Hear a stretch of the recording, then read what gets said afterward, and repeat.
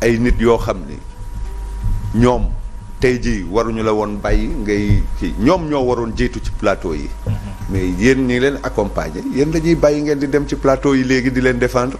ñoom ñu jël privilège yi. donc gis nga quand un état pense bien même ku koy wuutu bu ñëwee. daf koy day jaar. ci li mu teg. mbir yi day limpide quoi. waaw mbir yi day limpide. on nous parle xam nga ñii dañ leen élire pendant 1 an. oui amuñu lu ñu teg ci loxo nit ñi mooy diw sàcc na diw sàcc na. oui diw def na lii diw def na la. loolu mooy seen. slogan. mais sénégalais yi éliruñ leen pour diw sàcc na diw def na xam nga sénégalais yi lan lañ leen élire. pour que nga toppatoo leurs préoccupations les plus élémentaires. muy lekk gi naan bi courant bi ndox mi parce que loolu la sénégalais yi soxla. mais diw sàcc na milliard te mënoo ko firndeel. ndax ñi ñu jàpp nii ci nakul da ci pôle judiciaire ñiñ fa jàpp ñëpp kenn yoru ci woon benn responsabilité étatique. kon du reddition de compte règlement de compte la. à part Lat Diop te Lat Diop kenn jàppeewu ko. ci faute de gestion wala malveillance wala yooyu. lañ ko jàppee mooy benn nit la ñu wax mu ñëw accuser ko. ba pare ñu bàyyi nit ka te xam nga yow comme tu es un esprit libre. xam nga ni le corrompu ak le corrupteur def nañu infraction ñoo yem benn atte. mënoo ñëw dugg ci police ne dama guerre diw ba pare génn fa. le paradoxe boobu Sénégal rek la am. un corrupteur bu ñëw dénoncer la corruption bi mu def ba pare ñu ba ko mu ñibbi. ñu dem jàppi ki nga xam ni moom la wax ni daf ko corrompre te indiwul preuve. beneen bi Farba Ngom ngeen jàpp ko pour lan mais c'est un homme d'affaires qui faisait des transactions nee na leen man musuma am suuf bu état joxe génnee leen suuf bu état joxe bu ma joxee buñ ma jox mun boo leen ko génnee ma may leen ko donc kooku c'est clair. Tahirou Sarr qui est un homme d'affaires moom it ndax affaire 94 milliards yële ñu indiwaat 94 milliards ci beneen forme cela veut dire que la ngeen ne woon ci Macky Sall yëpp dafa xaraam tey jii moom ngeen daggatal. marche nit ñi déposé nañ plus d'une centaine de marches. benn joxewuñ ko. mais le président vous a servi. xaaral am kumba am ndey. kumba amul ndey bi moo fi nekk. gis nañ ay journalistes ay chroniqueurs yu wax ñu ne leen ràpp ci kaso bi. gis ay militants ñu wax premier ministre moo ko njëkk a wax.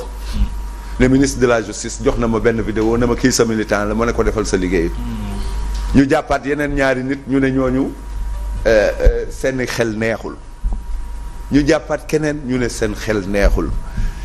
ñu kenn taxaw saaga président ci net bi. internet bi oui. kenn laalu ko. très bien. nag mu doy waar. keroog dama gis ñi ñu jàppoon ci seen confrères yi TFM. oui. dañoo dem ñu yóbbu leen balaa ñoo xëy suba ñu bàyyi leen kenn xamul ku leen bàyyi. moo ñu ñëwoon attaqué si. waaw c'est-à-dire que dafa bëri loo xam ni foogoon nañ ni yéen boo leen toogee. très bien. di ngeen dagg. cordon ombilical bi entre. et consommer la rupture hein. le procureur. très bien. et le ministre de la justice. Alassane. et que xaaral président dina génn conseil supérieur de la magistrature. léegi nee na ñu ñetti magistrat ñoo ko mais bu defoon sondage ci biir magistrat yi parce que président cour suprême li mu wax. rentrée solennelle des cours et tribunaux. oui.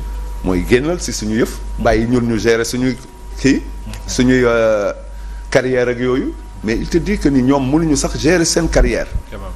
lépp lu ñu même bu ñu bëggee sanctionner benn magistrat bu ci ministre de la justice tegee tànkam kenn mënu ko.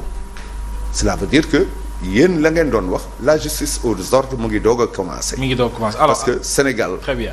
warul woon demee nii. alors Alassane toi tu es mon ami. on reste toujours avec. et je te sais un homme libre. je reste avec vous Alassane et parlant de l'amnistie cette loi interprétative et pour rappel plusieurs membres de la société civile sénégalaise s'étaient fermement opposés à cette loi interprétative plutôt que de clarifier en tout cas le texte existant maintenant mbir ba jàll na assemblée promulgation la ñuy xaar demain inchallah peut-être il y aura une conférence. La loi.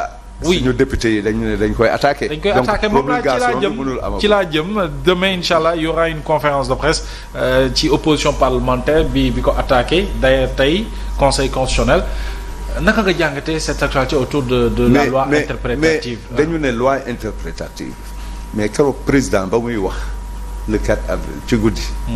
nee na du loi interprétative c'est une nouvelle loi. quand même kon kay interprété wuñu xam nga. kon l'opposition a vu juste l'opposition mais xaaral ma wax la xoolal mi waxoon ne à l'Assemblée mbir bi c'est une nouvelle loi. man je ne peux pas comprendre. conseil constitutionnel ñu yóbbu fa attaqué fa loi bi mu jox dëgg waa Pastef parce que dañ la ne une loi interprétative warul yokk warul wàññi. et c'est pour l'avenir. mais loi interprétative boo xam ni dafay xaajale sénégalais yi. ndax tey jii même la société civile te ñoom la ñu àndaloon dañ ko bañ cela veut dire que nit ñi commencé nañoo yeewu ils ont vu que ni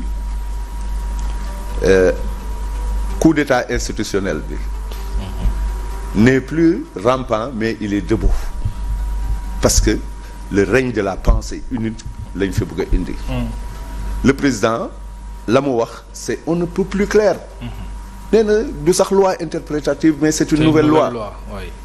et la parole d'un président est sacrée c'est-à-dire ñoom ci seen bopp ñooy wax ñooy weddi seen bopp moi j'ai jamais vu benn nguur boo xam ne ministre bii day génn wax beneen ministre taakale ko non c'est extraordinaire ce qui nous arrive mu mel ni solidarité gouvernementale amul parce que loolu constat wu ñëpp la. Très bien. C'est-à-dire gis nga loi bi mooy loi portant loi interprétative de la loi de l'amnésie partielle et parcellaire. De l'amnésie. Oui.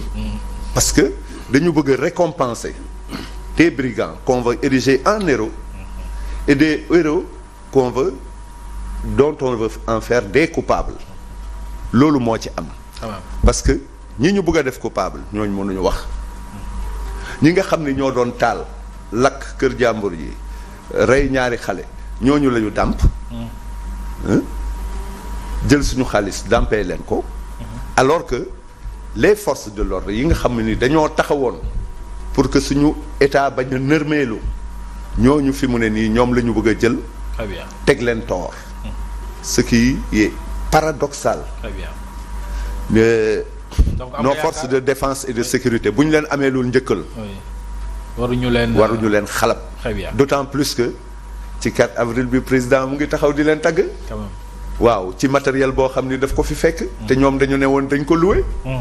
ñoom pétard sax waxuma balu pistolet de mais pétard sax. jënduñu ko Alassane yaa ngi sànni xeer alors Barham est-ce que vous êtes d'avis ci raisonnement am ak réflexion wala lecture bu mu am sur ce qu'on appelle la loi interprétative et d'ailleurs ni mu ko waxee gaa ñi attaqué nañ ko ci conseil constitutionnel l'opposition parlementaire mbir yi abrogé ko woon de façon totale ñu situer les responsabilités est-ce que gënul woon ñuy interpréter bu ñu sukkandiku ci yenn ci ay spécialistes benn loi bu nga xam ne leer na ba pare amul lenn lu ci lëndëm.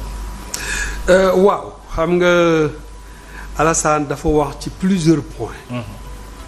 wax na ci justice wax na ci manque de bilan. wax na ci liberté publique ba ci loi bi. loolu laay wax xam nga Mohamed